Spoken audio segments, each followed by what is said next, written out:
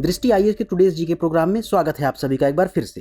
Episode की शुरुआत करते हैं अभ्यास प्रश्न के साथ। हमने अभ्यास प्रश्न में आप सभी से पूछा था, हाल ही में आईएनएस सह्याद्री ने पोर्ट मोरेस्बी का दौरा किया है, यह पोर्ट कहाँ स्थित है? आपके ऑप्शंस थे Papua New Guinea, Maldives, Malaysia या फिर इंडोनेशिया। प्रश्न का सही उत्तर है ऑप्शन ए यानी कि पपुआ न्यू गिनी। हाल ही में पपुआ न्यू गिनी के साथ समुद्री साझेदारी और सहयोग को बढ़ाने के लिए आईएनएस सह्याद्री और आईएनएस कोलकाता पोर्ट मोरेस्बी पहुंचे। इस यात्रा का उद्देश्य समुद्री क्षेत्र में भारत और पपुआ न्यू गिनी के बीच संबंधों को मजबूत करना है। बता दें कि आईएनएस सह्याद्री स्वदेशी रूप से डिजाइन और निर्मित प्रोजेक्ट 17 क्लास मैटीरोल स्टील्थ फ्रिगेट्स का तीसरा जहाज है, जबकि आईएनएस कोलकाता स्वदेशी रूप से डिजाइन और निर्मित प्रोजेक्ट 15A श्रेणी के विध्वंसक जहाज का पहला जहाज है।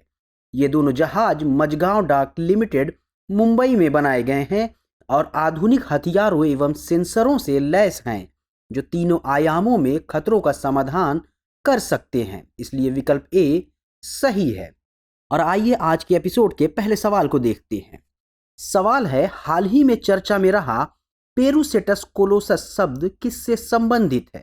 ऑप्शंस हैं मेंढक, तितली, फूल या फिर व्हेल मछली।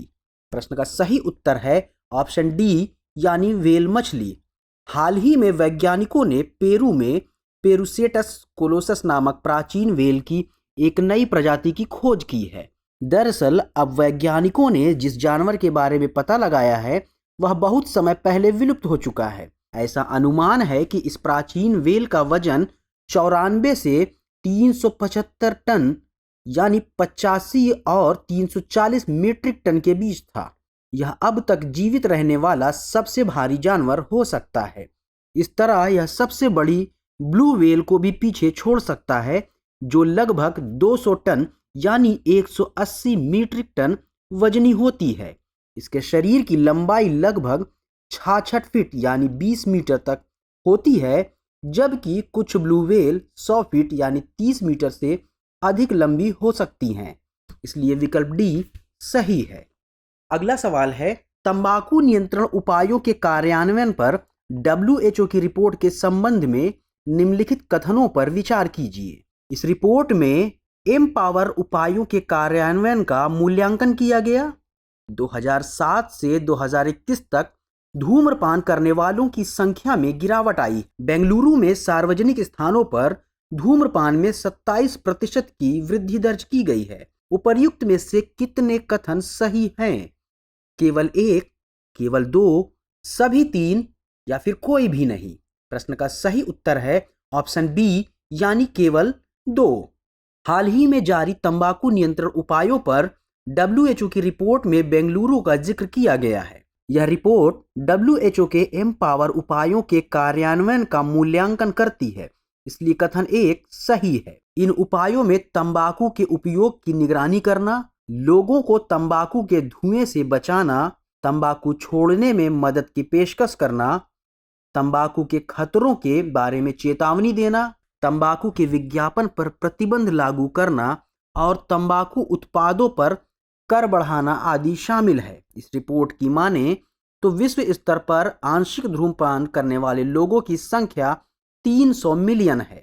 धूम्रपान का प्रचलन 2007 में 22.8% से घटकर 2021 में 17% हो गया है, इसलिए कथन दो सही है। बेंगलुरु में प्रवर्तन अभियानों, धूम्रपान निषेध संकेतों और जागरूकता अभियानों के कारण सार्वजनिक स्थानों पर धूम्रपान में 27% की कमी दर्ज की गई है, इसलिए कथन तीन सही नहीं है। इस प्रकार केवल दो कथन ही सही है, इसलिए विकल्प बी सही है। पहचान योजना के संबंध में निम्नलिखित कथनों पर विचार कीजिए। इसे 2016 में हस्तशिल्प कारीगरों के लिए लॉन्च किया गया था। पहचान कार्ड धारक वस्त्र मंत्रालय द्वारा लागू सभी हस्तशिल्प योजनाओं का लाभ उठा सकते हैं। उपर्युक्त में से कौन सा या कौन से कथन सही है या सही हैं? आपके ऑप्शंस हैं केवल एक, केवल दो, एक और दो दोनों, ना तो एक और ना ही दो। प्रश्न का सही जवाब है ऑप्शन सी यानी 1 और 2 दोनों। दरअसल अभी हाल ही में केंद्रीय वस्त्र राज्य मंत्री ने लोकसभा में पहचान योजना की प्रगति के बारे में सूचित किया। बता दें कि पहचान योजना को हस्तशिल्प कारीगरों को नई पहचान प्रदान करने के लिए 2016 में लॉन्च किया गया था, ताकि योग्य कारीगरों को विभिन्न योजनाओं का लाभ प्रदान किया जा सके। इसलिए कथन 1 सही है। इसके तहत पहचान कार्ड धारक वस्त्र मंत्रालय द्वारा लागू सभी हस्तशिल्प योजनाओं जैसे राष्ट्रीय हस्तशिल्प विकास कार्यक्रम और व्यापक हस्तशिल्प क्लस्टर विकास योजना का लाभ उठा सकते हैं। इसलिए कथन 2 भी सही है। इस प्रकार विकल्प सी सही है।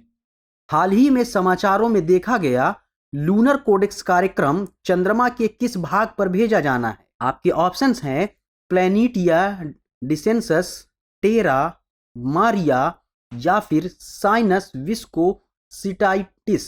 प्रश्न का सही उत्तर है ऑप्शन डी यानी कि साइनस विस्कोसिटाइटिस।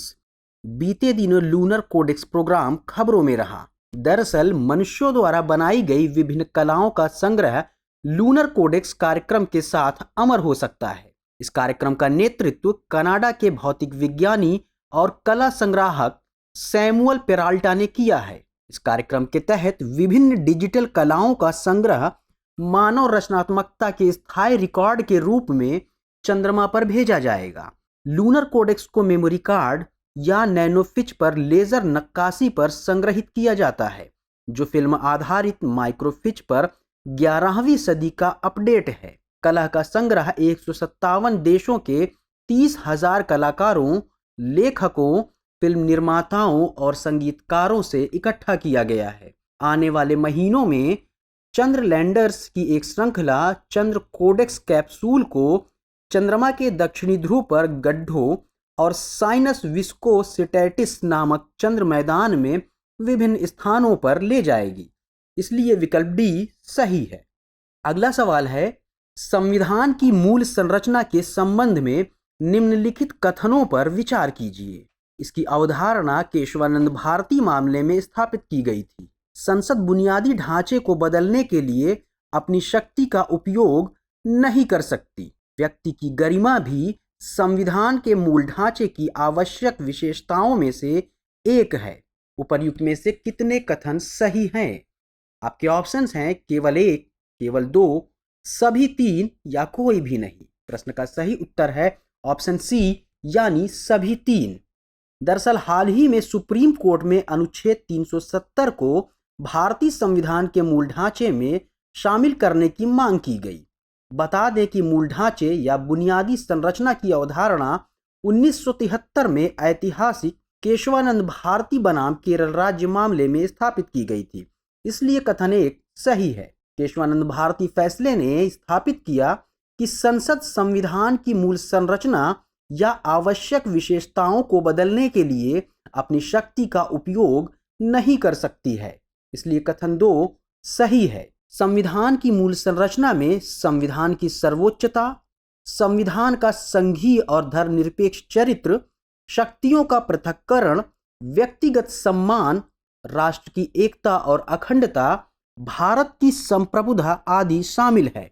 इसलिए कथन 3 सही है। इस प्रकार तीनों कथन सही हैं।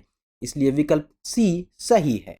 अगला प्रश्न है, हाल ही में चर्चित येनादी जनजाति किस राज्य या केंद्र शासित प्रदेश से संबंधित है?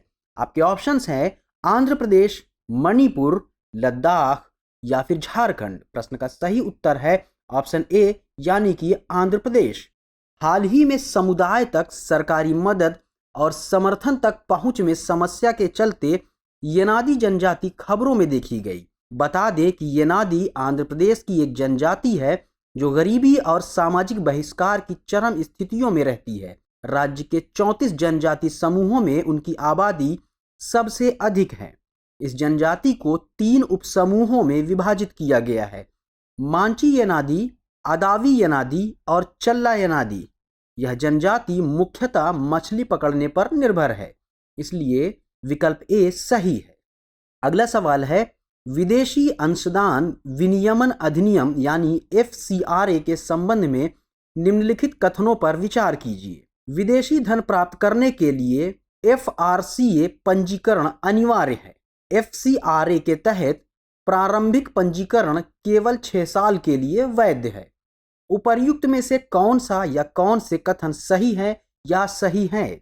आपके ऑप्शंस हैं केवल 1, केवल 2, 1 और 2 दोनों, ना तो 1 और ना ही 2। प्रश्न का सही उत्तर है ऑप्शन ए यानी केवल 1। हाल ही में यूके स्थित एक NGO सेव द चिल्ड्रन ने अपनी विदेशी अंशदान विनियमन अधिनियम यानी FCRA के पंजीकृत स्थिति खो दी है। बता दें कि FCRA को 1976 में आपातकाल के दौरान इस आशंका के बीच अधिनियमित किया गया था कि विदेशी शक्तियां स्वतंत्र संगठनों के माध्यम से देश में धन भेजकर भारत के मामलों में हस्तक्षेप कर रही हैं। यह अधिनियम विदेशी दान प्राप्त करने के इच्छुक सभी संघों, समूहों और गैर सरकारी संगठनों पर लागू होता है, जिससे उनके लिए अधिनियम के तहत पंजीकरण कराना अनिवार्य हो जाता है। इसलिए कथन 1 सही है।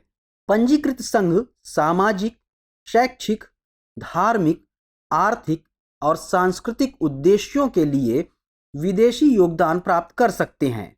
इसके तहत प्रारंभिक पंजीकरण 5 साल के लिए वैध होता है और यदि NGO सभी मानदंडों का पालन करते हैं तो इसे नवीनीकृत किया जा सकता है। इसलिए कथन 2 सही नहीं है। यदि कोई NGO इस अधिनियम का उल्लंघन करता है या लगातार 2 वर्षों तक निष्क्रिय रहता है तो सरकार FCRA पंजीकरण रद्द कर सकती है। इस प्रकार विकल्प A सही है। अगला प्रश्न है, निम्नलिखित देशों पर विचार कीजिए। Algeria, Libya, Mauritania. उपर्युक्त में से किन देशों की सीमा नाइजर गणराज्य से लगती है? आपके ऑप्शंस हैं केवल 1 और 2, केवल 2 और 3, केवल 1 और 3, 1, 2 और 3। प्रश्न का सही जवाब है ऑप्शन ए यानी केवल 1 और 2। हाल ही में नाइजर में हुए सैन्य तख्तापलट को अफ्रीका में पश्चिमी वर्चस्व के खात्मे के तौर पर देखा जा रहा है। बता दें कि नाइजर पश्चिमी अफ्रीका में स्थित एक भूमि से घिरा देश है। इसकी राजधानी नियामी है। इस देश का नाम नाइजर नदी के नाम पर पड़ा है, जो इसके दक्षिण पश्चिमी हिस्से से होकर बहती है। इसकी सीमा उत्तर पश्चिम में अल्जीरिया, उत्तर पूर्व में लीबिया, पूर्व में चाड, दक्षिण में नाइजीरिया एवं बेनिन और पश्चिम में बुर्किना फासो तथा माली से लगती है। इसलिए विकल्प ए सही है। जैव विविधता अधिनियम के संबंध में निम्नलिखित कथनों पर विचार कीजिए। इसे वर्ष 2004 में अधिनियमित किया गया था। जैव विविधता सम्मेलन यानी CBD के उद्देश्यों को ध्यान में रखकर बनाया गया था। उपर्युक्त में से कौन सा या कौन से कथन सही है या सही हैं? केवल 1, केवल 2, 1 और 2 दोनों, ना तो 1 और ना ही 2। प्रश्न का सही जवाब है ऑप्शन बी यानी केवल 2। दरअसल हाल ही में राज्यसभा ने जैव विविधता संशोधन विधेयक 2021 पारित किया है। बता दें कि जैव विविधता अधिनियम एक महत्वपूर्ण कानून है जो भारत में जैव विविधता से संबंधित विषयों को संबोधित करता है। इसे वर्ष 2002 में अधिनियमित किया गया था, इसलिए कथन 1 सही नहीं है। इसे जैव विविधता सम्मेलन यानी CBD के उद्देश्यों को ध्यान में रखकर बनाया गया था, इसलिए कथन 2 सही है। इस अधिनियम का उद्देश्य जैविक संसाधनों का संरक्षण करने के साथ इनके धारणीय उपयोग का प्रबंधन करना है, इसलिए विकल्प बी सही है। और आइए देखते हैं आज के एपिसोड का अभ्यास प्रश्न क्या है। भारतीय स्वतंत्रता आंदोलन के संदर्भ में भारत छोड़ो का नारा किसके द्वारा दिया गया था? आपके ऑप्शंस हैं महात्मा गांधी, यूसुफ मेहर अली, जवाहरलाल नेहरू या फिर अरुणा आसफ अली। तो क्या है इसका सही जवाब? कमेंट सेक्शन में देना ना भूलें। हमें आपके जवाब और प्रतिक्रियाओं का इंतजार रहता है। तो मिलते हैं अगले एपिसोड में कुछ नए प्रश्नों के साथ। तब तक के लिए जय हिंद।